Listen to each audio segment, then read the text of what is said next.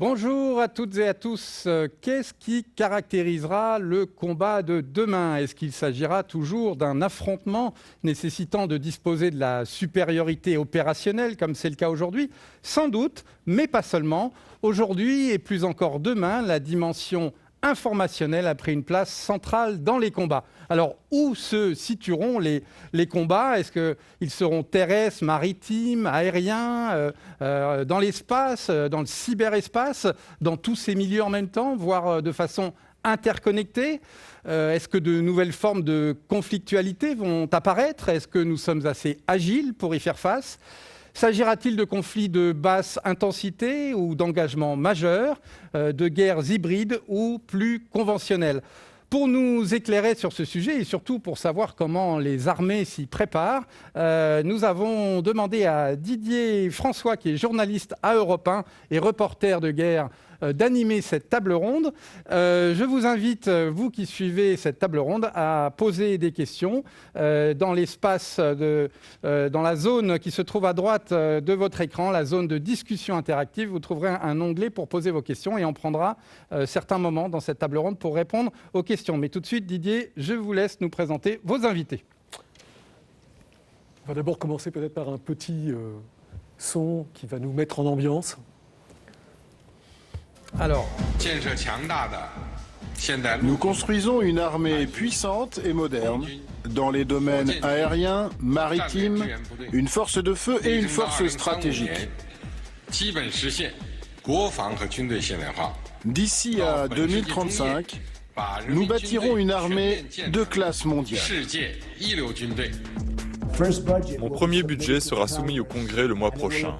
Il inclura une hausse historique dans les dépenses de la défense qui permettra de reconstruire l'armée des États-Unis.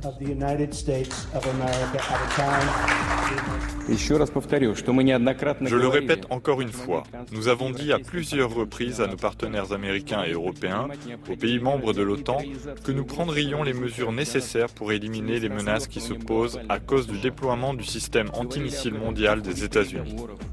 Nous en avons parlé lors des négociations et même en public. Personne ne voulait parler avec nous sur le fond. Personne ne nous écoutait. Maintenant, écoutez-nous. Je voulais vous faire écouter ce constat pour commencer. Chine, États-Unis, Russie, tous augmentent significativement leurs dépenses militaires. La Grande-Bretagne vient d'annoncer un effort exceptionnel de 16,5 milliards de livres sterling sur 4 ans. En fait, partout, les budgets de la défense ont explosé en 2019 avec un record mondial à 1917 milliards de dollars. C'est ce que nous apprend le rapport annuel de l'Institut international de recherche de la paix de Stockholm qui a été publié en avril dernier. Donc, sur le plan plus opérationnel, on le voit en Syrie, en Libye, en Éthiopie, plus récemment au Nagorno-Karabakh. On constate partout un retour de la conflictualité dans ses formes les plus brutales, jusqu'à des menaces terroristes à nos frontières avec l'Europe, les ambitions nouvelles en Méditerranée. C'est donc dans ce contexte de défi stratégique que nous allons nous interroger sur le combat du futur et essayer de comprendre en quoi justement l'innovation peut nous permettre de conserver la supériorité opérationnelle. Et pour nous éclairer autour de cette table, donc, d'abord le colonel Juventin, adjoint du chef de la division emploi de l'état-major des armées. Alors c'est l'organisme qui est un peu chargé de définir le cadre et la politique générale d'emploi des forces armées. Colonel Ludovic Pinon, qui est secrétaire général à la division cohérence capacitaire de l'état-major des armées. Alors, votre rôle, c'est plutôt la préparation de l'avenir à 10-15 ans, voire plus en matière de capacité militaire, en liaison avec les armées et puis avec la DGA. Puisqu'on parle de DGA, l'inspecteur général de l'armement, Éric Bruni, directeur de l'intelligence campus, qui est le véritable incubateur en matière d'innovation au profit de la direction du renseignement militaire, la DRM, parce qu'elle met ses analystes en contact direct avec des chercheurs et puis des entreprises. Et donc, ingénieur en chef de l'armement, Delphine Dufour-Moretti, du service d'architecture du système de défense de la DGA. Vous êtes chargé en fait d'assurer la préparation, la cohérence des capacités de défense, justement en liaison avec l'état-major des armées, notamment. Et donc, on va commencer. Première question pour vous, colonel Juventin. Avec la division emploi, vous voyez déjà évoluer les conflits, nos engagements. Selon vous, qu'est-ce qui va caractériser aujourd'hui le combat de demain ? Alors, le combat de demain, je pense, va tourner autour de 3 types de conflits différents. Le premier, c'est ce qu'on constate aujourd'hui, c'est les affrontements asymétriques. C'est-à-dire une armée conventionnelle qui doit faire face à des groupes armés, des rebelles ou des groupes terroristes. En général, ce sont des conflits de basse intensité, mais qui ont tendance à s'inscrire sur la durée. À l'autre extrémité de l'échelle, vous avez les conflits de haute intensité. Donc deux pays qui disposent de forces conventionnelles importantes et qui mènent un conflit rapide ou qui s'éternise avec des moyens conventionnels. Et puis le troisième type de conflit, on pourrait appeler ça le conflit hybride, c'est-à-dire un pays qui dispose de capacités conventionnelles importantes et qui est capable de maîtriser les 2 types de conflits, le conflit conventionnel et en même temps le conflit asymétrique. Soit en menant des attaques dans l'infosphère, dans les attaques cyber par exemple, soit en manipulant ou en pilotant des groupes terroristes pour mener des attaques subversives sur l'arrière de ses ennemis ou sur le territoire de ses adversaires. Voilà, donc ça c'est l'avenir, c'est les 3 types de conflits sur lesquels nous travaillons et nous essayons de décliner les scénarios. Donc on voit bien un durcissement des engagements en termes d'intensité, mais aussi une complexification des conflits avec l'apparition de ces nouveaux espaces d'opération immatériels. On parle de supériorité informationnelle. Ingénieur général Éric Bruni, est-ce que vous nous expliquez comment on définit ces champs de bataille, qui finalement ne sont pas si virtuels que ça quand même, et puis comment on combat dans ce type de milieu ? Donc, en fait, c'est très simple. Par la supériorité informationnelle, ce que l'on entend, c'est disposer d'une meilleure appréciation de la situation que notre adversaire, connaître ses enjeux et les opportunités qui sont disponibles. Cela impose bien sûr d'avoir accès aux informations ouvertes, ça c'est clair, mais également à celles que nos adversaires cherchent à dissimuler. Et ensuite, il s'agit de manipuler finalement toutes ces informations-là pour en déduire des renseignements qui vont nous donner un avantage. Cette supériorité vise tout d'abord les menaces étatiques, ça c'est clair, en particulier dans le cadre des opérations militaires, mais également, comme l'a évoqué le colonel Juventin, toutes les formes de menaces non étatiques ou dissymétriques qui sont plus diffuses. Typiquement, on peut parler par exemple d'une idéologie appelant à la violence contre nos ressortissants à l'étranger, ou d'une propagande qui cherche à altérer notre perception de la situation, de discours qui cherchent à nous isoler sur le théâtre ou sur la scène internationale, et toute forme finalement d'ingérence qui vise à perturber le fonctionnement de nos institutions. Donc pour y parvenir, il faut en permanence adapter, développer, renforcer nos capteurs, qu'ils soient des capteurs humains, des capteurs images, des capteurs électromagnétiques ou cyber de plus en plus aujourd'hui. Il s'agit également de développer des outils qui vont nous permettre de collecter l'ensemble de ces informations-là, d'y mettre un petit peu d'intelligence artificielle pour en déduire des renseignements et fusionner l'ensemble de ces sources. Et également, il s'agit de mettre en adéquation les compétences ou les expertises de nos traitants de manière à ce qu'ils puissent mieux apprécier la situation. Donc au final, il s'agit de gagner du temps et de la pertinence dans la recherche du renseignement, de manière à permettre aux autorités à prendre les bonnes décisions le plus rapidement possible.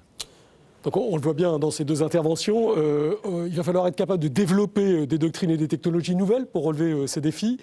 C'est l'enjeu de l'innovation d'ailleurs, mais également de l'engagement budgétaire du pays, avec en 2002 une 3e année de hausse consécutive du budget de la défense, 1,7 milliard supplémentaires, alors que c'est ce que soulignait la ministre Florence Parly lors de ses vœux aux armées. Parce que évidemment, colonel Pinon, il n'est absolument pas question d'abandonner la moindre compétence. Exactement. L'un des enjeux portés par la loi de programmation militaire est bien de consolider un modèle d'armée qui soit complet, c'est-à-dire un modèle qui soit capable de répondre à l'ensemble du spectre des menaces. Conserver notre supériorité opérationnelle impose donc de disposer d'un modèle qui ne fasse pas d'impasse aujourd'hui, mais qui n'en prépare pas demain. C'est une démarche exigeante qui est le fruit d'une ambition nationale qui est affirmée. Et si la perte d'une capacité peut être un processus relativement rapide, il s'avère que reconquérir, c'est-à-dire maîtriser une capacité, une aptitude perdue, exige des délais absolument considérables. Que ce soit pour développer et mettre en service un matériel nouveau, ou alors pour prendre en compte les délais qui sont nécessaires pour permettre de maîtriser un système d'armes par des équipages qui soient formés ou entraînés. Aujourd'hui, au regard de l'évolution du contexte international, conserver la supériorité opérationnelle impose de relever un certain nombre de challenges. Et je pense notamment à ceux de la technologie et de la masse. Deux enjeux qu'on a souvent opposés pour des raisons budgétaires. Mais ce sont deux défis qui aujourd'hui sont très clairement à réconcilier. Longtemps, on a considéré que la technologie allait prendre le relais du nombre. D'accord ? Je pense qu'aujourd'hui, les deux sont nécessaires et complémentaires pour conserver l'ascendant sur l'adversaire.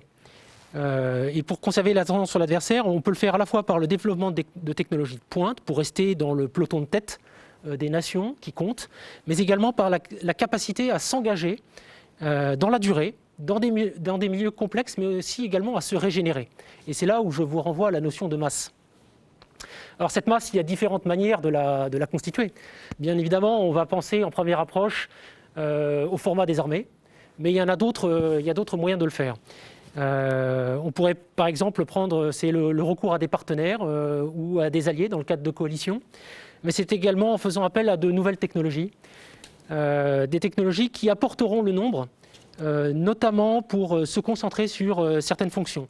Et là, très clairement, je vous renvoie vers la robotisation du champ de bataille qui est vraiment en marche et qui arrivera demain. Donc tenir notre rang, donc assurer notre sécurité dans un contexte de tension accrue face à de nouveaux acteurs plutôt décomplexés. Ce sont d'ailleurs des ambitions clairement réaffirmées par le président de la République au mois de février dernier. Donc colonel Juventin, quel défi pour les armées ?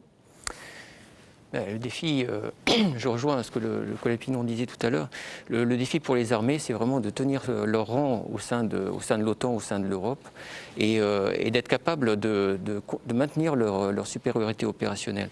Aujourd'hui, nous avons des armées qui sont organisées de manière réactive, qui sont capables d'être projetées instantanément sur les théâtres d'opération extérieures ou de réagir instantanément face à une crise sur le territoire national. Elles sont aguerries au combat, elles sont crédibles. Donc il faut garder cette image, cette crédibilité, alors que le monde évolue, alors que de nouvelles menaces apparaissent. On voit l'apparition des drones, l'apparition des menaces dans l'infosphère ou de la militarisation de l'espace. Donc c'est vraiment un enjeu pour nous, c'est d'être capable d'évoluer à la fois dans notre manière de s'entraîner, la manière de s'équiper et de manière de combattre pour arriver à conserver ce rang. Et pourquoi conserver ce rang ? C'est pour avoir joué ce rôle de puissance d'équilibre. C'est vraiment le rôle que veut se donner la France, être capable de peser sur les crises pour les résoudre, être capable également d'avoir une crédibilité suffisante pour agréger des coalitions ou intégrer une coalition pour aller résoudre une crise à l'étranger. Donc c'est vraiment ça l'enjeu pour les armées françaises, c'est d'être capable de continuer dans les années qui viennent à maintenir leur rang au sein de l'Europe, au sein de l'OTAN et pour la protection du territoire national. Alors si justement on parle des engagements futurs de l'armée française, est-ce que vous nous expliquez un peu la manière dont l'EMA les appréhende, enfin l'état-major les imagine l'environnement que vous nous avez décrit, on le voit à partir des retours d'expérience des opérations déjà engagées. Qu'est-ce que seront les facteurs clés en fait, de la supériorité opérationnelle dans le futur relativement proche ? Alors, les facteurs de supériorité opérationnelle, en fait, il y en a plusieurs. Je vais essayer de vous parler des plus importants. Alors, le premier, c'est la supériorité informationnelle. En fait, pour nous, l'enjeu, c'est d'arriver à analyser le théâtre d'opération, d'analyser l'environnement opérationnel, de comprendre le jeu des acteurs, de comprendre l'adversaire, de le connaître au point d'être capable d'anticiper ses actions et ses réactions. Ensuite, le deuxième facteur clé, c'est la supériorité décisionnelle. Dès que l'adversaire présente une faille dans son dispositif, dès qu'on détecte une fenêtre d'opportunité pour agir, la décision doit pouvoir être prise immédiatement. Il faut avoir des outils d'aide à la décision, mais vraiment, la décision doit vraiment être prise dans l'instant. Les ordres doivent être envoyés aux différentes composantes et ensuite il faut être capable de piloter l'action, de coordonner les effets des différentes composantes pour dominer l'adversaire. Le troisième facteur de supériorité, on l'a déjà évoqué, c'est l'endurance, c'est être capable de durer. En fait, que ce soit des conflits asymétriques ou bien des conflits hybrides, de haute intensité, on passe par plusieurs phases. Une phase de haute intensité, une phase de reconstruction, une phase de stabilisation. Donc ces phases durent très longtemps, usent les matériels, usent les hommes et usent les volontés également. Donc il faut être capable de s'inscrire dans la durée, d'être capable de se régénérer pour atteindre les objectifs malgré l'usure des volontés politiques. Et enfin, le dernier facteur de supériorité dont je voudrais parler, c'est la supériorité morale. C'est-à-dire que face à nous, souvent, nous avons, la plupart du temps même, nous avons des adversaires qui ne respectent pas les lois de la guerre, qui ne respectent pas le droit international. C'est pas pour ça qu'il faut se battre avec le même niveau. Nous devons garder notre ascendant moral, nous devons garder notre supériorité morale, parce que c'est cette éthique qui va finalement créer le lien de confiance entre le commandement et les hommes, mais également entre les hommes et les populations, que ce soit sur le terrain, sur le théâtre d'opération, et également l'image que l'on a de nous, des armées, sur le territoire national, donc qui va vraiment favoriser notre action. On voit que là, quand même, on est sur des domaines très différents, parce qu'on doit faire évoluer le C2, le capacitaire, la doctrine. Donc, Colonel Pinon, ça va avoir un impact sur l'organisation des forces, obligatoirement? Oui, bien sûr. Alors, tout d'abord, en préambule, je voudrais rappeler qu'on a trop souvent tendance à réduire la notion de capacité à celle d'équipement. Or, très clairement, le développement d'une nouvelle capacité opérationnelle, ce n'est pas une simple approche par équipement. L'approche capacitaire, c'est une approche globale qui s'inscrit dans la perspective qu'a évoqué le collège Juventin de contrat opérationnel. Derrière les capacités opérationnelles, on a un ensemble cohérent qui est constitué de personnels qui ont été recrutés, formés, entraînés, organisés, pour mettre en œuvre et maintenir des équipements selon un concept d'emploi pour obtenir un effet désiré. Donc là, tous les mots que je viens de citer sont des mots qui sont importants et qui sont pesés. On voit bien que derrière une approche capacitaire, c'est l'anticipation de différents enjeux.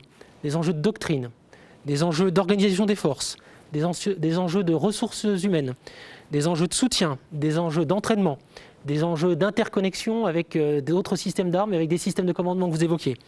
Mais aussi, c'est la possibilité de mutualiser, de partager, de collaborer avec d'autres partenaires ou avec des alliés. Donc on voit bien que derrière un équipement, on trouve en fait des hommes, des femmes, des parcours professionnels et des carrières.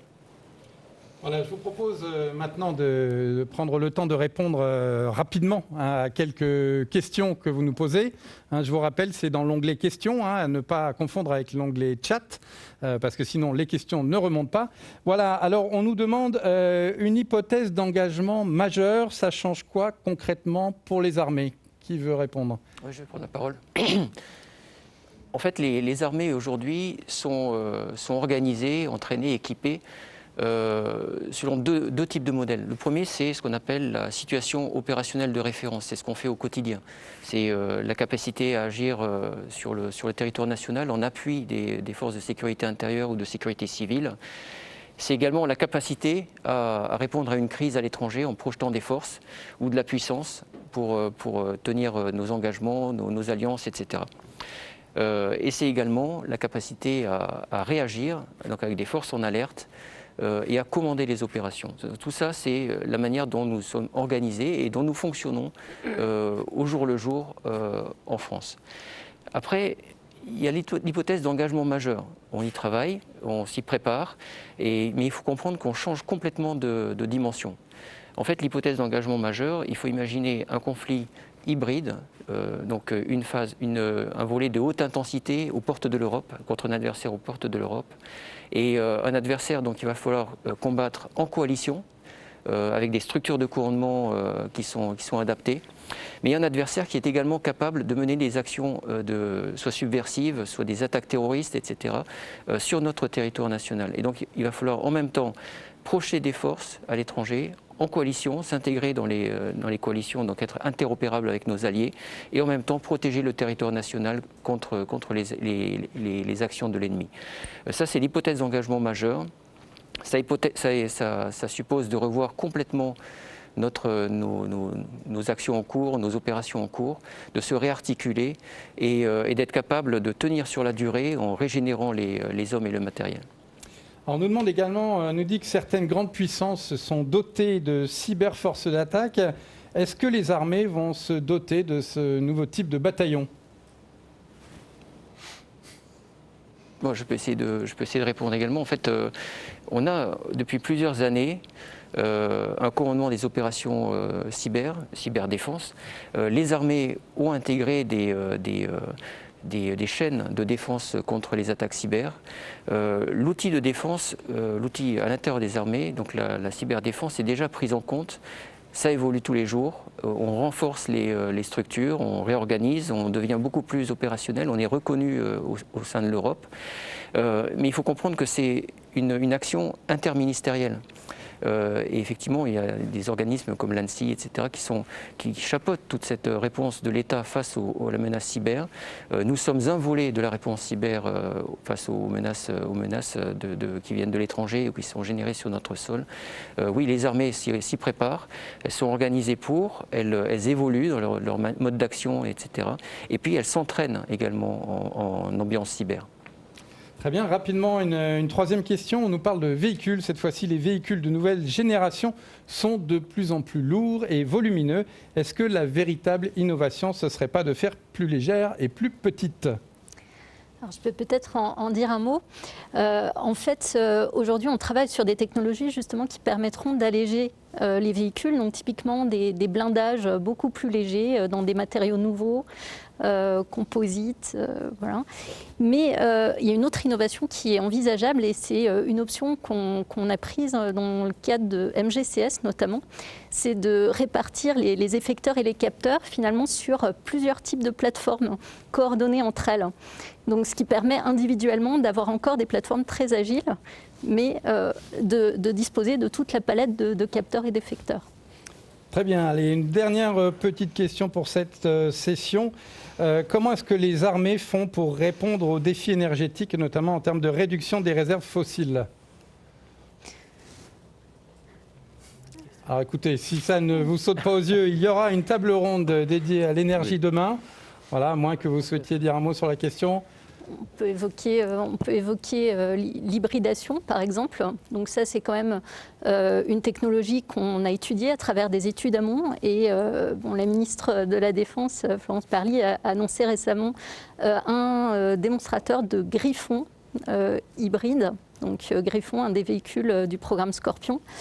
Et puis, on peut imaginer aussi l'utilisation croissante de biojet, par exemple, donc des carburants qui utilisent aussi une part non fossile, en fait. Très bien. Écoutez, il est temps, je pense, on reviendra sur d'autres questions tout à l'heure, mais il est temps maintenant de parler avenir, n'est-ce pas, Didier ? Voilà. Et d'ailleurs, de toute manière, la question des énergies plus vertes sont prises en compte dans l'avenir pour les armées. C'est un vrai sujet en discussion. Mais on va voir justement au niveau de l'état-major comment s'organise cette prise en compte de l'évolution des opérations et de l'organisation. Alors, l'une des forces des armées, c'est très clairement leur capacité à planifier. C'est vrai dans le domaine opérationnel, mais c'est aussi particulièrement vrai dans le domaine capacitaire. Préparer l'avenir, c'est même le cœur du travail capacitaire, et qui plus est, à un horizon qui est souvent bien plus éloigné que celui qui est pratiqué dans le monde civil. Les armées se sont longtemps appuyées sur un document qu'on a appelé le plan prospectif à 30 ans.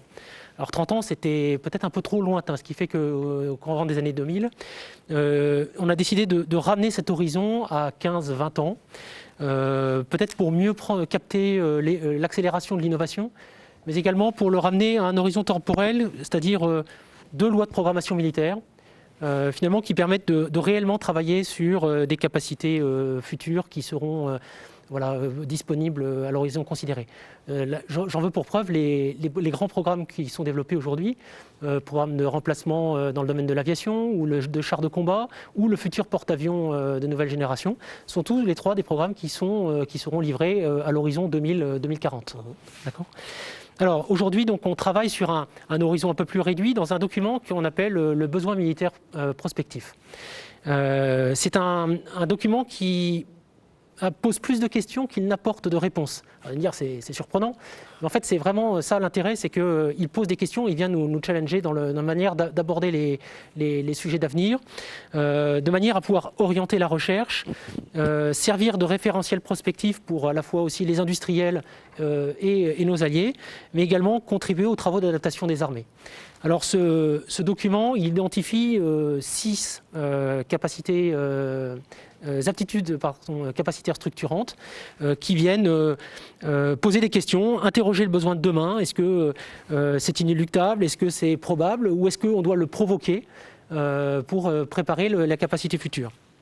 Donc ça va identifier des domaines d'études à explorer. Alors je pense aujourd'hui très clairement on est dans l'intelligence artificielle, dans l'énergie dirigée, dans le cloud, notamment le cloud de combat avec des enjeux de sécurisation, de recours à des niveaux de confidentialité différents qui sont des vrais défis technologiques. Mais ça va aussi poser des questions. Ce qu'on appelle, nous, des dilemmes capacitaires, ce sont finalement des injonctions paradoxales. Comment est-ce que je vais concilier demain la vitesse et la furtivité? Comment est-ce que je vais concilier l'automatisation et le maintien de l'homme dans la boucle, etc., etc. Chaque aptitude étant interpellée par ce type de questions. Voilà. Donc toutes ces réponses, elles contribuent à apporter des orientations sur les capacités futures. En fait, le besoin militaire prévisible, disons, c'est quoi, 10 ans 15, voilà, c'est ça. 10-15 ans. Si on passe sur des prospectives à 20-30 ans, alors là, c'est plutôt la spécialité de votre service à la DGA, Delphine Dupond-Moretti, articulation, justement, entre COCA, cohérence capacité de l'état-major et vous. Oui, alors pour définir les feuilles de route d'évolution des systèmes et les travaux prioritaires à mener en matière d'études amont, de recherche et technologie, on s'appuie sur ce qu'on appelle la démarche capacitaire renforcée. Alors ça consiste d'abord à définir un ensemble de scénarios représentatifs d'une capacité donnée, par exemple la surveillance maritime ou bien le combat aéroterrestre, et ce face à différents types d'ennemis, plutôt symétriques ou asymétriques. Et ensuite on modélise différentes architectures possibles pour cette capacité en faisant varier leurs composantes. Donc par exemple le nombre de véhicules de tel ou tel type, le nombre de robots, leur niveau de supervision, leur dotation au sein des différentes unités. Et ensuite on compare ces différentes architectures pour sélectionner les plus efficientes. Alors, d'autres critères peuvent aussi rentrer en ligne de compte, par exemple les possibilités de coopération, d'export et puis bien sûr le coût. Et une fois qu'on connaît le but à atteindre, donc l'architecture cible, on peut en déduire les travaux d'études amont à réaliser en priorité. Donc d'ailleurs, les priorités en la matière sont indiquées annuellement, globalement, dans le document de référence de l'orientation d'innovation de défense, le DROID, qui est diffusé par l'Agence d'innovation de défense. Voilà, alors par ailleurs, pour réaliser ces travaux, on a mis en place donc un fonctionnement plus intégré entre la DGA et l'EMA, qui se traduit d'abord par un rapprochement physique en fait, du pôle capacitaire de l'EMA et du pôle d'architecture donc de la DGA, et par la constitution d'un plateau de travail collaboratif à Ballard, dans le but de dynamiser vraiment les échanges. Vous êtes voisins au quotidien maintenant. Exactement, voisins de bureau. Et donc ça permet de partager les compétences technico-opérationnelles et de fluidifier vraiment les interactions en utilisant des outils numériques, des outils de brainstorming, des outils de modélisation, de simulation, mais aussi d'acquérir vraiment la même appréciation des enjeux des opérations d'armement entre toutes les parties, et ça se traduit notamment par des documents uniques de besoins sur chacune des opérations d'armement. Et puis ensuite, le processus de préparation des opérations d'armement, il s'effectue désormais à l'échelle des capacités vraiment, plutôt que programme par programme. Alors l'objectif, c'est d'ouvrir le champ des possibles, de pouvoir intégrer les technologies innovantes, typiquement celles qui sont fondées sur la coopération, donc qui sont transverses au programme, le combat collaboratif. Et puis aussi d'optimiser les solutions globalement, donc de bien doser le nombre de matériel de tel ou tel type, renforcer aussi la coordination entre par exemple des unités au sol, des unités aéroportées, créer peut-être à terme des synergies entre les robots équipiers qui accompagneront les plateformes des différents milieux, et pour réaliser typiquement des observations coordonnées.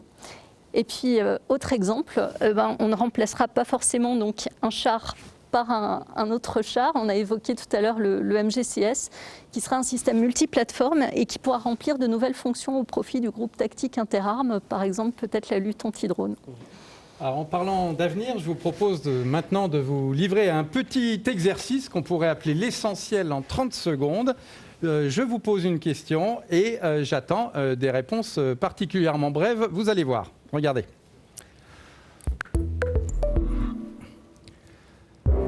Alors, Éric Bruni, pour vous, l'avenir, il est collaboratif ou secret défense? L'avenir sera certainement plus collaboratif qu'aujourd'hui. Colonel Juventin, pour vous, l'avenir, c'est préparation en réel ou préparation en virtuel? Pour moi, l'avenir, ce sera la préparation en virtuel, car il faut maîtriser les évolutions de la technologie et les rendre accessibles. Colonel Pinon, pour vous, l'avenir, c'est combat sur le terrain ou combat à distance? Alors ce sera plutôt à distance, car il importe de pouvoir prendre l'ascendant sur l'adversaire avant l'engagement au contact. Et enfin, Delphine Dufour-Moretti, pour vous, l'avenir, c'est en coopération ou seul? En coopération de plus en plus. Voilà, Didier, je pense que vous avez tout noté au fur et à mesure. Vous allez pouvoir rebondir et demander pourquoi. Et on va le faire tout de suite avec l'ingénieur général de l'armement, Éric Bruni, donc collaboratif ou secret défense. Vous avez répondu que l'avenir, ça sera plutôt collaboratif. Oui, tout à fait. Et cette collaboration devra se faire à tous les niveaux, comme on l'a pu l'évoquer déjà sur l'aspect démarche capacitaire. Tout d'abord, il s'agit de faire collaborer dans le monde du renseignement que je représente les différents capteurs et les différentes compétences en interne, de manière à pouvoir croiser les informations et détecter des signaux qui ne seraient pas perceptibles si chacun travaillait dans son domaine. Et par exemple, croiser ce qui vient d'une image satellite avec des renseignements humains, avec de l'information interceptée dans le monde cyber, nous permet de mettre en évidence des événements qui sinon resteraient noyés dans le bruit ambiant de ce magma d'informations. Il s'agit aussi de faire collaborer les différents services de renseignement français et partenaires afin de recouper et d'agréger des informations qui, prises séparément, n'auraient pas de signification aux yeux des traitants. Et il s'agit enfin de collaborer avec l'industrie, avec le monde académique, afin de bénéficier des compétences et des innovations qu'ils sont susceptibles de nous apporter. Donc c'est vraiment un challenge, puisqu'il s'agit bien d'ouvrir nos pratiques, de collaborer plus, mais bien évidemment tout en protégeant encore nos informations, en tout cas celles qui le méritent. Je prendrai peut-être deux exemples pour illustrer le propos. D'une part, la DRM aujourd'hui collabore avec l'Institut INRIA pour mettre en place un environnement de simulation, une sorte de serious game, qui immerge les joueurs dans le travail quotidien d'une équipe de renseignement qui a pour but, par exemple, de préparer un briefing opérationnel. Tout ça, bien évidemment, avec des données et des informations qui sont fictives. Le but, c'est d'acculturer les acteurs extérieurs, que ce soit donc les industriels, des universitaires, mais également potentiellement des responsables politiques ou des journalistes, aux spécificités du métier du renseignement. Et ça permettra probablement aussi d'évaluer de nouvelles méthodes et de nouvelles technologies. Et si je prends un deuxième exemple de collaboration avec l'industrie, on en a beaucoup entendu parler dans la presse depuis 2-3 semaines. Il s'agit des travaux que nous avons menés depuis 3 ans dans le domaine du renseignement d'origine image avec la société qui s'appelait EarthCube, qui maintenant s'appelle Preligence. Et ça en partenariat avec la DGA et donc la DRM, à l'initiative d'Intelligence Campus.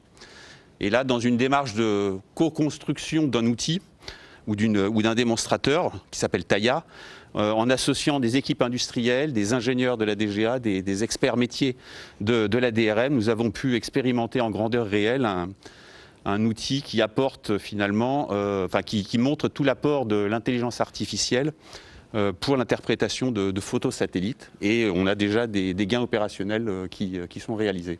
Alors effectivement, cet outil Taya, on va voir à quoi ça ressemble ou comment l'intelligence artificielle permet la surveillance satellitaire.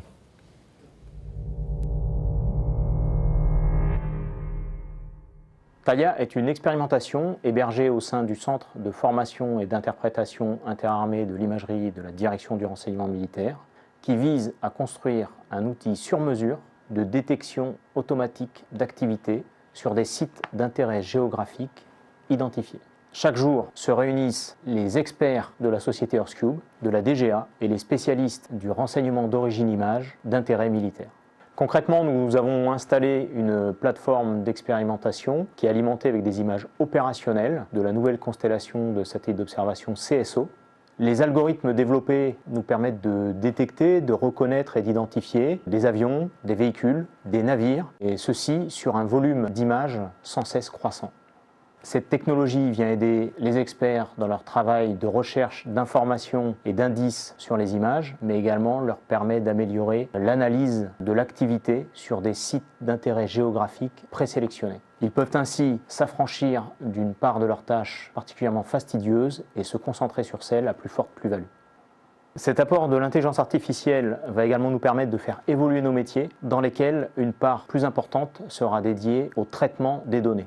Accompagné par une intelligence artificielle maîtrisée, l'exploitant est averti de l'évolution de l'activité sur un site d'intérêt géographique grâce à des remontées d'alerte qu'il aura préalablement définies. L'expérimentation Taya, dans une démarche de co-construction, ne se résume donc pas à une simple acquisition technologique, mais nous aide réellement à appréhender cette évolution.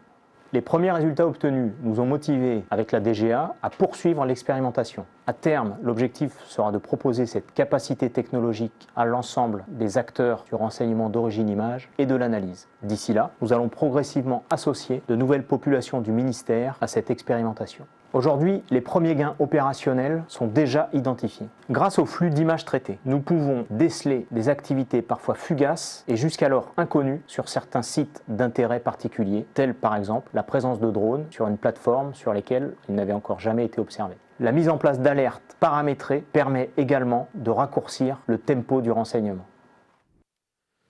Impressionnant.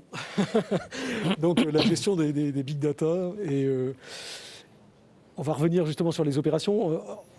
Colonel Juventin, vous nous dites qu'entre réel et virtuel, aujourd'hui, ça sera plus de virtuel, mais pas seulement d'ailleurs dans la préparation ou dans l'entraînement, mais même dans la planification des opérations. Oui, tout d'abord, avant de parler de virtuel, je voudrais rappeler quelque chose qui est vraiment fondamental, c'est que il n'y a rien de plus réel qu'une opération, rien de plus réel que la confrontation militaire, le combat, dans tous les milieux, y compris dans ses formes les plus extrêmes, qui est celle de délivrer de l'armement et de donner la mort. Cela dit, le virtuel, c'est vraiment l'enjeu de demain. C'est comment intégrer le virtuel dans l'entraînement et la préparation des forces, et également dans l'engagement sur le terrain, engagement opérationnel en opération. Alors, l'entraînement des forces, ça peut être par exemple l'entraînement des équipages dans un avion ou dans un char, etc. Ça peut être également des exercices. Pour les exercices, on peut très bien imaginer la création de scénarios, des scénarios évolutifs qui font appel à l'informatique, à l'intelligence artificielle, au virtuel, pour arriver à faire évoluer le scénario en fonction des décisions qui sont prises par l'état-major et des erreurs qui sont commises. Et voilà, d'imaginer ce que l'ennemi pourrait faire pour arriver à mettre le doigt sur les erreurs et progresser. Donc ça, c'est la partie préparation opérationnelle, exercice interarmé, exercice d'état-major également. On peut très bien imaginer l'intégration de nouvelles technologies de l'information dans cette préparation. En opération, même si on conduit les opérations en cours, on essaye toujours de planifier le coup d'après. Planifier, trouver des nouveaux modes d'action pour que l'ennemi soit constamment surpris, pour qu'on conserve l'initiative sur le terrain. Et donc pour ça, il faut arriver à déjà imaginer ce qu'est le théâtre d'opération, et imaginer comment l'ennemi et le dispositif de l'ennemi sur le théâtre. Donc arriver à modéliser ce théâtre, arriver à jouer les modes d'action que l'on imagine, les nouveaux modes d'action que l'on imagine, pour essayer d'imaginer, enfin de voir les effets que cela aurait sur l'adversaire. Donc on essaye plusieurs modes d'action, on voit les effets, on voit les failles également de notre plan, et ça permet d'affiner le plan et de le mettre en œuvre dès qu'on a l'opportunité de le faire. Donc oui, le virtuel, le réel, le virtuel, c'est un peu comme, que je parlais au début, le simulateur de vol. C'est le paradigme du simulateur de vol. Le simulateur de vol ne remplace pas l'activité aérienne, le vol réel. En revanche, toutes les heures de vol que vous faites au simulateur permettent de valoriser et de tirer le maximum des heures de vol que vous allez faire après, des missions que vous allez faire après, seul ou en patrouille. Donc, réel ou virtuel, le virtuel c'est l'enjeu de demain, mais l'enjeu c'est vraiment le réel augmenté du virtuel. Alors je vous propose précisément d'aller à la rencontre de ceux qui étudient comment améliorer la prise de décision à travers de nouvelles manières de planifier des opérations militaires. Manzalab est une société qui a pour but d'apporter les technologies, les savoir-faire du jeu vidéo pour le monde de l'entreprise. Avec la Direction Générale de l'Armement, nous conduisons un projet de recherche. L'enjeu est de mesurer la capacité et la qualité des décisions dans un environnement 100% virtuel. À plusieurs, entre personnes d'état-major, entre experts aussi, qui pourraient être distants, certains se trouvant sur le théâtre des opérations, d'autres se trouvant en France. Nous sommes les principaux organisateurs et développeurs puisque nous faisons la solution de réalité virtuelle qui va être testée et nous nous appuyons sur l'école Estia qui nous permet de définir les scénarios à usage militaire. La réalité virtuelle et d'une manière générale toutes les technologies immersives ont aujourd'hui beaucoup d'applications d'usage, que ce soit dans les jeux vidéo, mais aussi nous l'utilisons beaucoup pour la formation. Le ministère des Armées nous demande d'évaluer l'utilisation de ces technologies pour des besoins militaires. Il y a 2 ans, nous avons mené une très belle expérimentation à Ballard. Ces militaires de haut grade pouvaient mettre un casque de réalité virtuelle et se retrouver dans une salle de briefing avec, en présence virtuelle, sous forme d'hologramme, un colonel des forces spéciales qui briefait une opération de libération d'otages. C'est suite à cette expérimentation que le ministère des Armées a voulu approfondir la question en créant ce RAPID.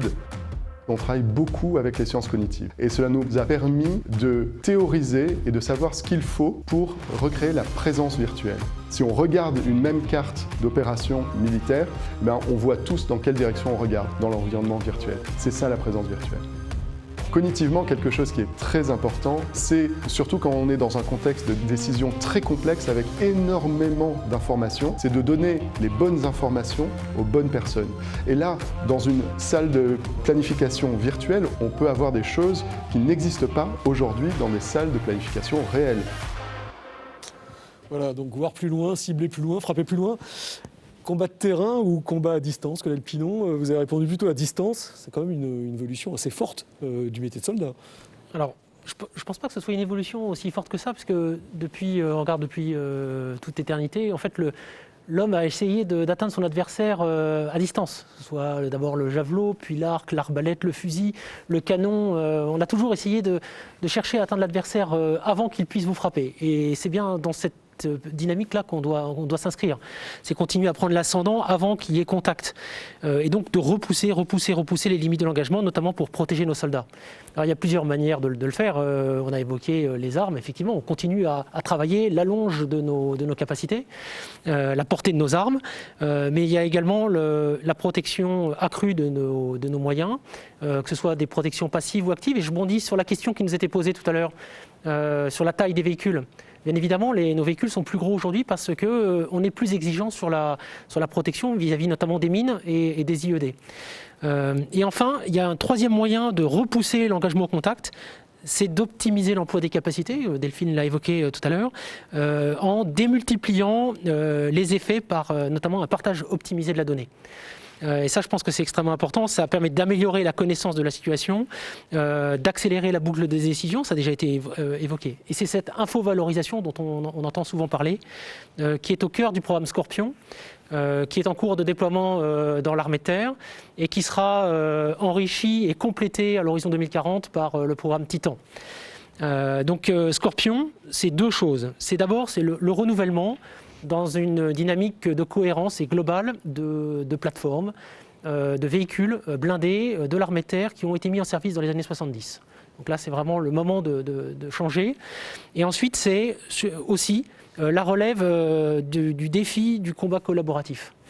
Et donc ce combat collaboratif, c'est le ciment entre les capacités, c'est ce qui permet de valoriser le fond du programme Scorpion. Et on retrouve une démarche complètement identique dans le domaine aérien, avec le programme SCAF, donc le système de combat aérien futur, qui lui aussi va chercher à conserver cette capacité à acquérir et maintenir la supériorité aérienne, mais également de créer une interconnexion massive entre les moyens aériens dans une dynamique d'approche de système de système pour essayer de démultiplier à la fois les forces et les effets. Donc on a vraiment deux milieux, une même démarche. C'est ça qui est assez intéressant. Et je pense que Delphine va pouvoir développer un peu plus sur le sujet Scorpion. Oui, alors effectivement, l'objectif du programme Scorpion, c'est bien de préserver la supériorité opérationnelle de l'armée de terre à travers les deux axes qui ont été évoqués. Donc d'abord, en renouvelant les véhicules blindés médians, ceux de la gamme 10-30 tonnes, on va dire, pour les doter des dernières technologies. Et puis aussi en exploitant pleinement donc, la mise en réseau pour intensifier et accélérer les coordinations entre plateformes. Alors pour cela, Scorpion s'inscrit dans une démarche incrémentale, c'est-à-dire qu'on va incorporer les innovations au fur et à mesure qu'elles arrivent à maturité dans des standards successifs de véhicules et d'équipements. Alors pour créer cette coopération entre plateformes, Scorpion s'appuie sur un triptyque. Donc d'abord, on a un nouveau système d'information unifié qui s'appelle le CICES, connecté à une électronique embarquée sur les plateformes, donc la Vétronique. Ensuite, on a l'intelligence artificielle et puis l'homme qui reste en permanence dans la boucle de décision. Et grâce à cela, on pourra atteindre très prochainement un premier niveau de combat collaboratif avec notamment ce qu'on appelle la protection collaborative qui va permettre d'améliorer la détection et l'identification en temps réel des menaces et de réagir en temps accéléré pour définir la meilleure riposte et le véhicule qui va être chargé de cette riposte. Ensuite, on passe à une deuxième étape. Alors, en fait, au-delà, le combat collaboratif, il va évoluer en continu. Big data, intelligence artificielle, objets connectés, les nouvelles interfaces homme-machine aussi à base de réalité virtuelle, réalité augmentée, permettront de réagir plus vite que l'adversaire. Et par exemple, en combinant les capacités d'un fantassin, d'un drone, d'un griffon et d'un jaguar, les feux collaboratifs permettront le tir au-delà de la vue directe et les soldats amis seront informés en temps réel pour se protéger. C'est un peu l'idée de soldats connectés ou de soldats augmentés. On peut dire même que c'est une armée qui va être augmentée. Alors aussi bien les combattants que les véhicules, les combattants que les véhicules qui vont être améliorés sur toutes leurs fonctions. Donc les véhicules ils vont intégrer davantage de protection et de mobilité, une fonction feu plus diversifiée, des moyens d'observation et une connectivité accrue. Et le combattant débarqué lui-même, il va être plus agile, plus autonome, mieux protégé et pleinement intégré donc, lui aussi au combat collaboratif. Et donc si on voit encore plus loin dans le futur, troisième phase ? Oui, alors d'abord un petit mot quand même sur la robotique et les drones qui vont évoluer progressivement vers de véritables équipiers capables de suivre la manœuvre vraiment grâce à l'autonomie décisionnelle aux côtés des systèmes habités et des fantassins. Alors il faut dire que la complexité du milieu terrestre, très hétérogène et cloisonné, impose des efforts vraiment soutenus en matière d'innovation dans le but vraiment d'arriver à une intelligence tactique qui mêle à la fois les aspects mobilité et les aspects plus mission, le tout dans un cadre mono-robot ou multi-robot et avec toujours une supervision humaine renforcée. Et puis, pour aller encore plus loin, il va y avoir des concepts de rupture. Alors, ces concepts, ils sont déjà à l'étude. Donc, on a évoqué le programme MGCS avec les systèmes multiplateformes. qui vont succéder aux chars lourds actuels. Et tout ça, ça s'inscrit pleinement dans la vision stratégique de l'armée de terre à horizon 2040, avec Titan. Titan étant le projet qui doit apporter la supériorité opérationnelle aux forces terrestres dans les conflits de haute intensité du futur. Oui, d'accord. Et dans ce cadre-là, effectivement, donc entre coopération ou faire tout seul, en fait, on ne peut plus faire tout seul, ça sera coopération. Ben, c'est ça. Alors, disons que faire cavalier seul, aujourd'hui, compte tenu du coût des hautes technologies, et puis aussi compte tenu de l'intérêt en fait, de la coordination interalliée, ce ne serait pas forcément très pertinent. Donc, typiquement, avec l'Allemagne et l'Espagne, nous travaillons en coopération sur un système de combat aérien de nouvelle génération.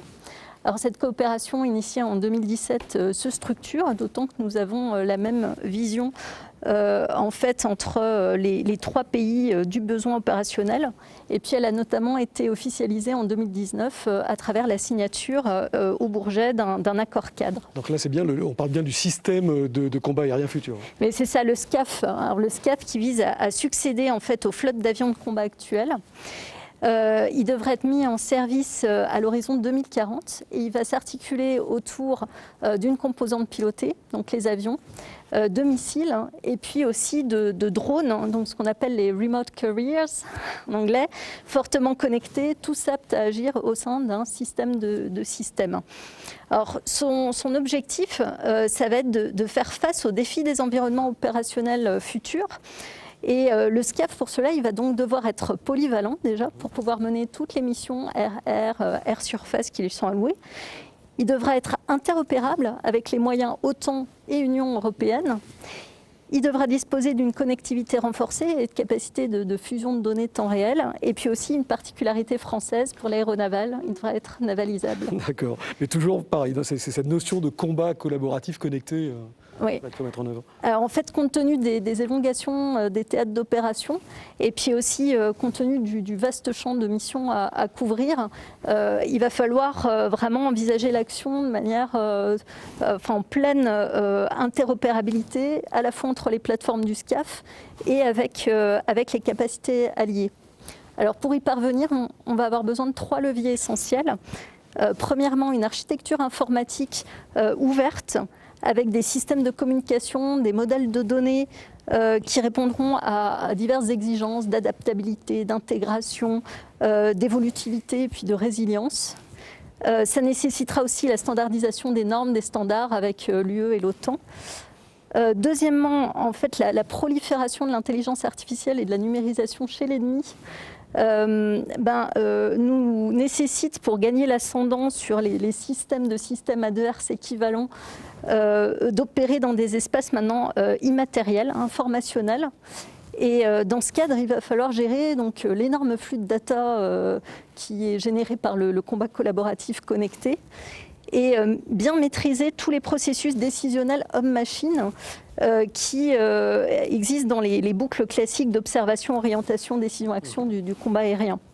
Et troisième levier, la robotisation dont on parlait tout à l'heure, alors notamment avec les remote carriers, les drones là, qui constituent une véritable nouveauté. Donc ce sont en fait des effecteurs déportés qui transportent des charges utiles et qui vont agir comme des compléments de survivabilité et d'efficacité pour les avions, pour l'avion. Ils vont par exemple se comporter comme des leurres ou bien agir en essaim pour saturer les capacités de détection des radars adverses. D'accord, donc toutes ces datas qui seront donc rassemblées dans un combat cloud, ça ressemble à quoi un combat cloud en fait? Alors c'est encore difficile de le dire précisément aujourd'hui. En fait, on sait qu'il s'appuiera sur des serveurs, sur des capacités de traitement qui vont être judicieusement réparties entre les plateformes. Son objectif, ça va être d'assurer la meilleure exploitation possible des datas avec un haut niveau de résilience globale.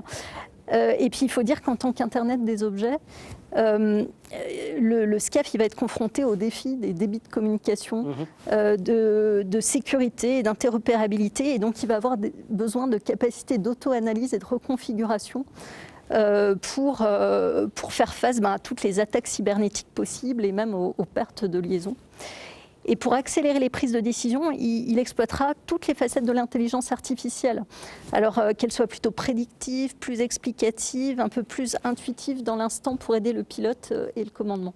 Alors on va justement essayer d'aller sur quelque chose qui soit un exemple justement de cette aide que peut apporter l'intelligence artificielle. Vincent, vous êtes virtuellement à bord d'un cockpit d'avion de combat de futur.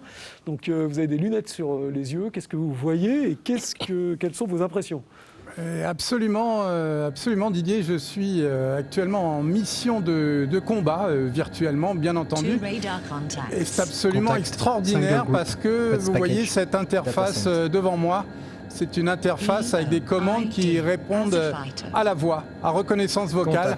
Je montre un petit peu comment ça fonctionne. On va demander de partir sur la droite, on va le demander à la voix et on va progressivement là. Le demander, partir à droite, voilà, hop, c'est parti. Voilà, on va revenir au centre. On va demander un tir. Hop, c'est parti. Et puis on va, pourquoi pas, aller maintenant sur la gauche. Voici. Voilà, on va revenir. Vous voyez, c'est quand même assez étonnant. Tout ça est commandé simplement par la voix. Alors évidemment, il y a une personne qui va nous expliquer ça très bien. On va se connecter avec elle. C'est une personne qui est avec nous en duplex depuis Nancy. Voilà, Dominique Faure, vous êtes avec nous depuis Nancy en direct. Dominique, bonjour. Voilà, bonjour. Donc vous êtes chargé de recherche CNRS à Loria Enria et vous êtes en charge d'une étude qui s'appelle ACDC. Alors ça ne fait pas de vous pour autant un rocker sur le tard, mais ACDC, vous allez nous expliquer, c'est quoi? C'est Audio Cockpit Denoising for Command Vocal, c'est ça? Expliquez-nous cette étude. C'est tout à fait ça.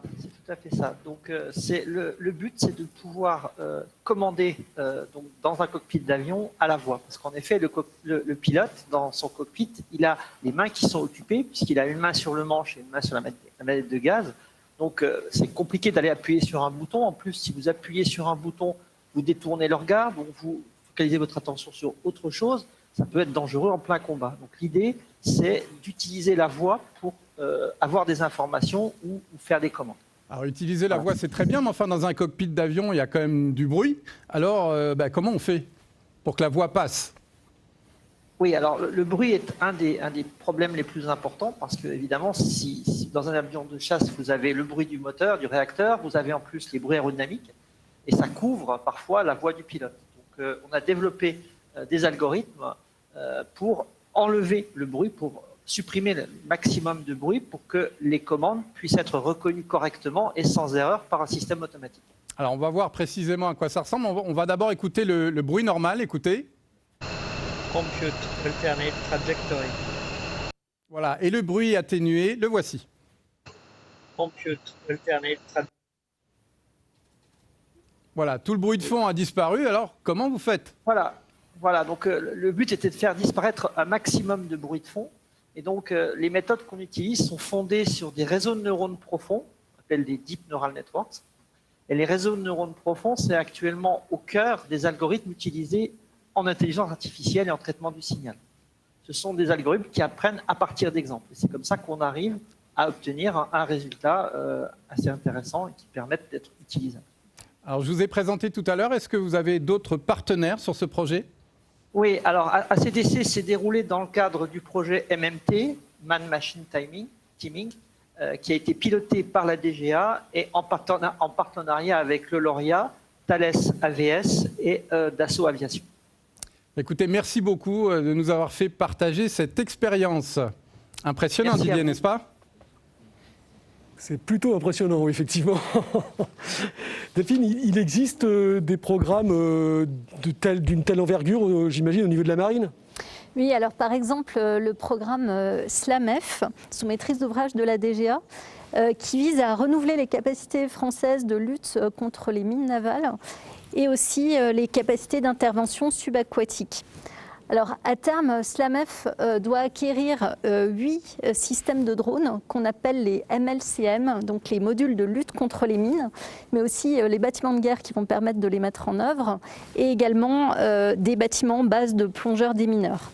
Alors il se trouve qu'une première étape majeure vient d'être franchie et lancée en fait après avoir été approuvée donc, par Florence Parly, ministre des Armées. Elle a pour but d'acquérir les 4 premiers MLCM qui seront à livrer dès 2024. Alors, quelle est l'idée derrière ces systèmes? Eh bien, plutôt que de remplacer les chasseurs de mines des années 80 par des chasseurs de mines de nouvelle génération, on a décidé d'explorer de nouvelles voies technologiques, et comme celle des drones qui permettent d'agir à distance et d'éloigner l'homme de la menace. Et en fait, il y a déjà un prototype de réaliser. Alors oui, en collaboration avec le Royaume-Uni, sous l'égide de l'OCCAR, l'organisation conjointe de coopération en matière d'armement. Et en fait, il est en train de terminer sa période de qualification à la mer. Alors, il est composé d'un drone de surface tractant un sonar remorqué dans le but de détecter les mines. Les opérateurs qui sont positionnés à terre ou dans le centre opération du bâtiment de guerre voient en temps réel plusieurs images de points d'intérêt et doivent déterminer si chaque objet détecté est une mine ou non. Ensuite, il y a un robot sous-marin, donc un ROV, qui est envoyé sur la mine, détecté aussi au moyen d'un drone de surface. Et ce robot est piloté à distance donc, pour relocaliser la mine, la classifier et puis la neutraliser au moyen d'une charge. Alors, le MLCM il comporte en plus des drones sous-marins qui sont équipés d'un système sonar équivalent au sonar remorqué et qui sont dotés d'une grande autonomie, ce qui leur permet d'intervenir par grande profondeur et en toute discrétion. Et ils peuvent aussi conduire la phase de détection dans une zone programmée et pendant de nombreuses heures enregistrer l'ensemble des détections à analyser par les opérateurs. En autonomie.